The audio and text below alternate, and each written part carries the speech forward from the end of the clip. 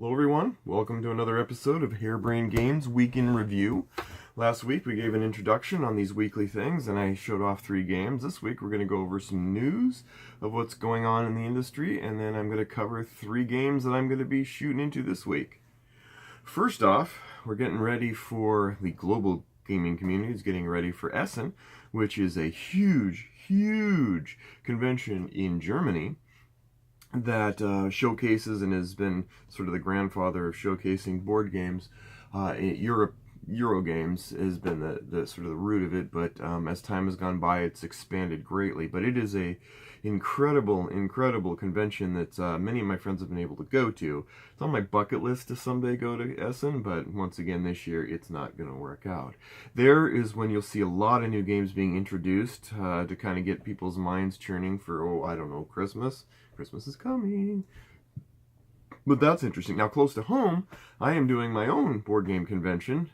It's a board game retreat sponsored by Cedar Springs Camp in Granite Falls, Washington. And you can go to cedarspringscamp.net and look at the advertisements there for it. It's a 3-day retreat, very mellow gaming fair, great food, great folks, great fun, great fellowship, etc., etc. I mentioned it last week. I'll mention it again, but I'm looking forward to that because that is kind of my my Christmas before Christmas, and getting to be able to play games with a bunch of people and just chill and enjoy life in a nice, quiet, rustic venue. It is definitely one of the top 2 conventions that I go to and enjoy it. And on that front, let's talk about 3 new games.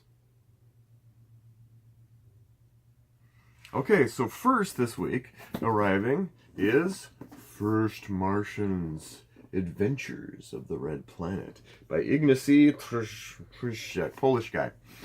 First Martians is a sequel of sorts to a game called Robinson Crusoe. Now, Robinson Crusoe is a game a few years ago that was basically you as Robinson Crusoe in a cast of characters up to 4 players trying to survive a variety of scenarios on an uncharted island. It was brutal, absolutely brutal.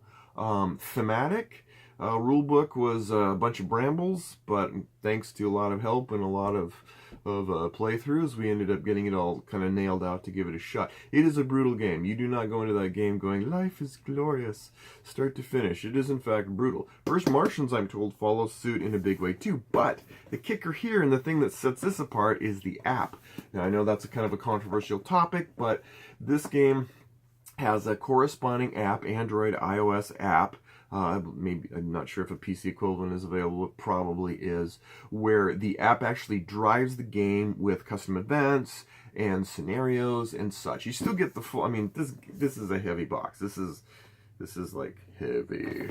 But I'm looking forward to give it a try. As a matter of fact, I'm probably going to try and zip it out for the tournament. If you haven't had a chance to check this out, definitely watch the Watch It Played videos to go over it, because there's a lot of nuances and intricacies. Also, the rulebook is similar to Robinson Crusoe. It looks like in style and format. However, they have provided on Board Game Geek an excellent additional documentation, a 65-page sort of go-over that really simplifies and gives a nice streamlined viewpoint of the entire wealth of options in the game, and that helps as well. I printed that out and I'm taking it too. That's one of the first games. What's next? Well, Massive Darkness, unopened. This is supposed to be a really cool game, and the thing I'm told about it is that it plays really well without needing a DM to play this cooperative game, that it works really well. I've heard nothing but great things about it. Looking forward to try it. It too is a heavy box. And if you think that's heavy...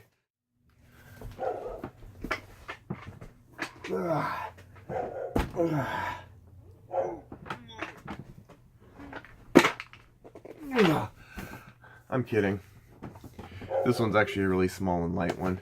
Tournament at Camelot is a trick-taking game that doesn't stink. A lot of people like trick-taking games. I don't. I'm not a big fan of them.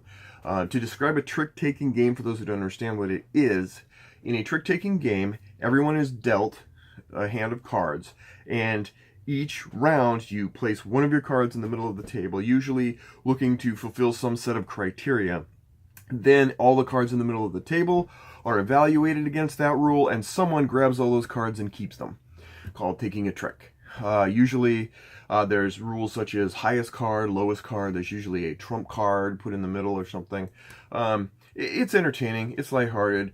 At camp, every year I go to camp in Montana Glacier Bible Camp, and for probably 10,000 years now, that a very simple trick-taking game, 7-Up, Hands Up, Thumbs Up, I don't know what it's called, is played. And it's pretty clear that there are two types of people who play games because they like games, and people who play games because the game is just sort of like tactile junk food to foster yapping.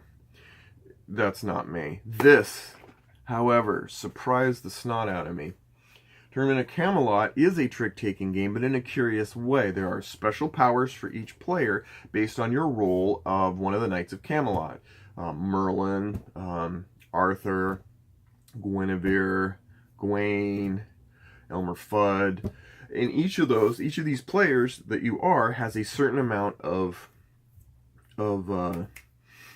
health points and a special ability. And when you're playing your cards, you're going into a melee, and so your actual round of throwing cards out is all about doing damage to people in certain ways. And there's such a variety of different ways that you can mess with people, and it really does feel like a melee, where you're doing battle against people, and whoever ends up having to take these cards, there's going to be damage assessed all over the place. There's little health markers as you go down. And once one player is out of the game, once they've taken enough damage to be out of the game, then people figure out who wins based on who's left, whoever has the least amount of damage afterwards. It's interesting because also there's certain thresholds of damage. After you take a certain amount of damage, and you pop open another special power. So it really helps buoy the experience, so that you're fighting to the last, and the more damage you take, the more you have it available to you to try to stay in the battle. Big surprise, and it's not a difficult game to teach either. So I'm looking forward very much to trying this out with a group of people at the tournament. And that's basically it for this week in review. Not a lot incredibly going on. I think by next week Essen will be in full swing. I'll be back from the board game retreat. One thing, I did do a review of Flamme Rogue, which I showed off last week. I will be redoing that, and so by the time this comes out, there will be a redone video because I missed a rule, and it's important enough of a rule that I needed to redo the video to help explain it with precision, because no one likes learning a rule wrong in a review, let alone a help through or a tutorial video. So that's it for this week. Thanks again, and we'll see you next week on Harebrained Games.